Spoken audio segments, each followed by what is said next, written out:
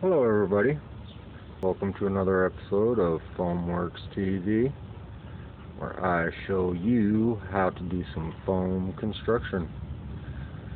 What we got here is a very large dice, actually a lot of very large dice, and I wanted to show a little bit of the process that I'm taking to build these. And what I did was order some 1x1 and some 2x2 2-pound foam block from Benchmark Foam in Watertown, South Dakota. And this cost about $2.98, I think, for 6 2x2 block and 8 1x1 block. And again, that was in the 2-pound, so that's a high density foam. And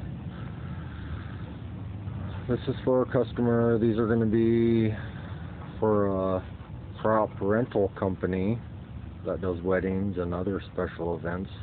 These particular ones are going to be part of some casino displays when they have poker tournaments. So we'll be putting some hooks in there, some eye bolts, so that they can be hung from the ceiling. Of course, that's why they're done in foam and not in wood or some other type of material. We want some lightweight construction so that they can hang from ceilings and not have to have any major framing units in them. So, but to get to this process, up to this point, what I wanted to show you was, as you can see, I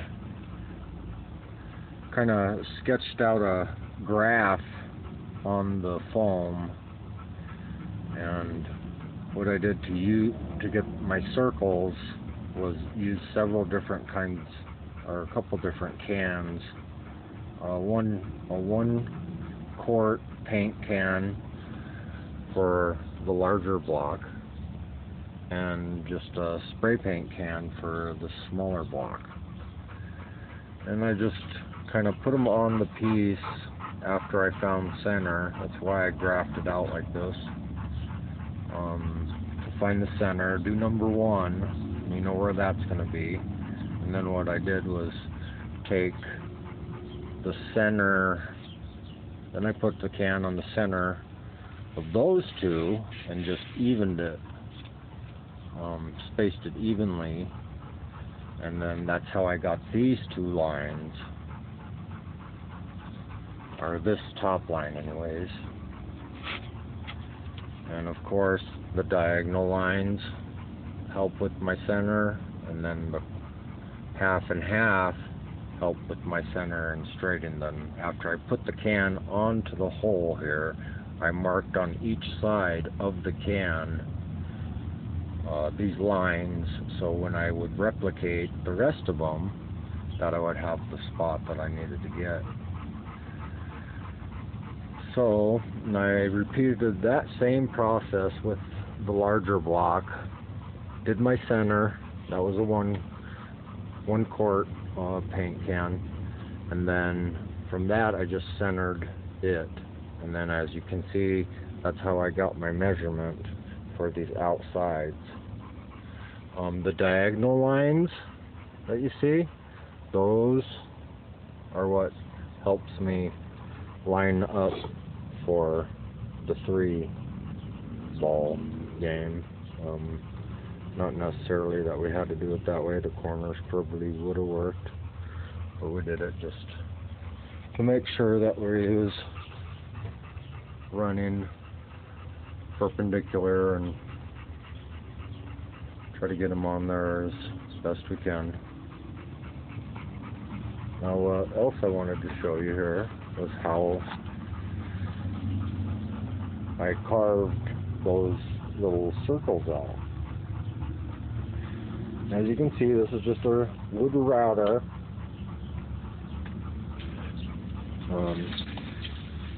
we're using a semicircle bit. So it's the biggest one that I could find at just a local hardware store. I'm sure you can order bigger ones if you want an exact. But basically we just put that on there like so.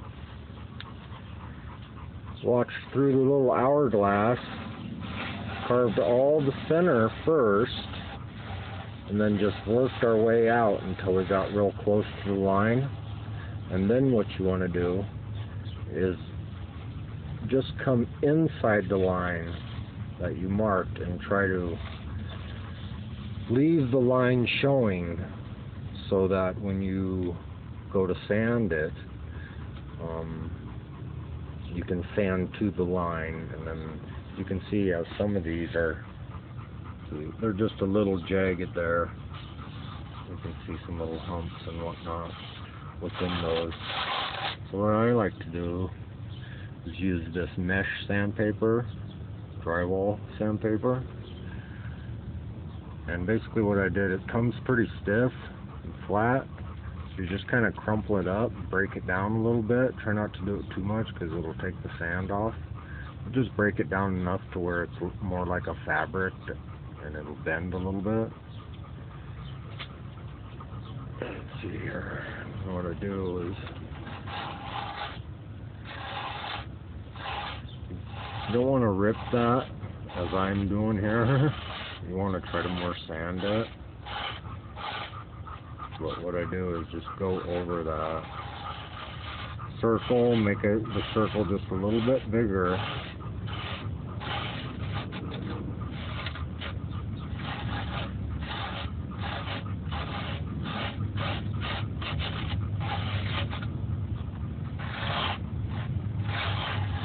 You want to try to continue your strokes through so that you're not just sanding one area too much. Just kind of tough holding the camera here, but just bear with me for a sec and just kind of briefly show you how we're doing this.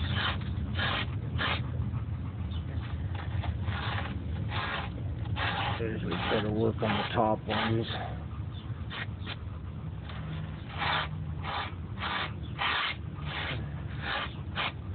We'll just do something like that and do a little more and get some of those chunkies and whatnot out of there. And then we'll end up sanding this whole block with an electric sander. And I did want to show you a little bit of that. Down here.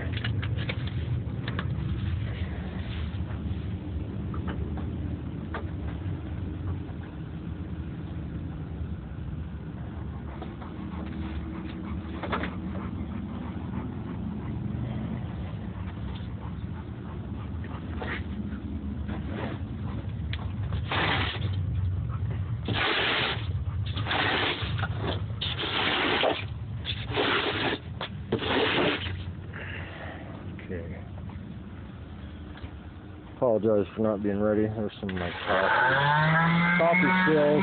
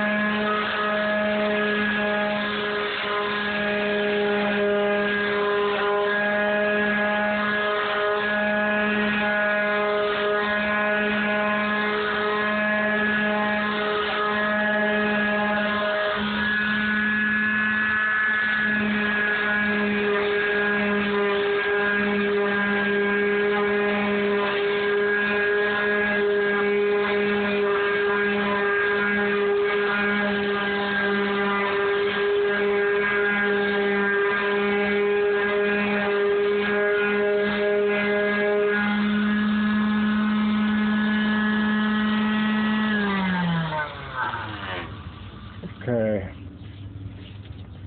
do that to all these edges, round the corners off pretty good. Don't want to do them too much, of course, but do as much as you think until you're getting the look that you want.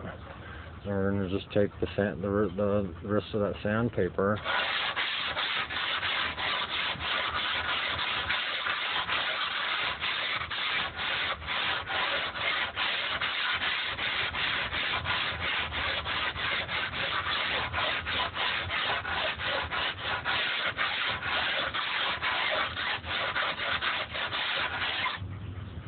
and take some of those hard edges off.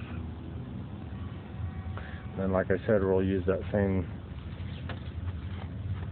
vibrating sander to sand the entire flat surfaces, and we'll sand those marks off and try to sand as many of these little dings and stuff out as possible.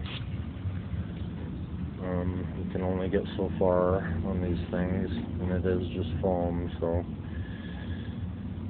can't get too worried about it. We will be plastic coating all of these.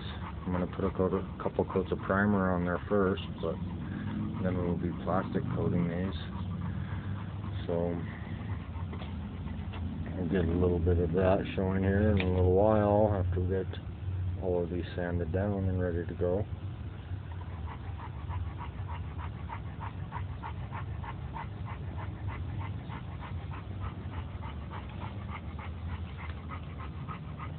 So I better get to work.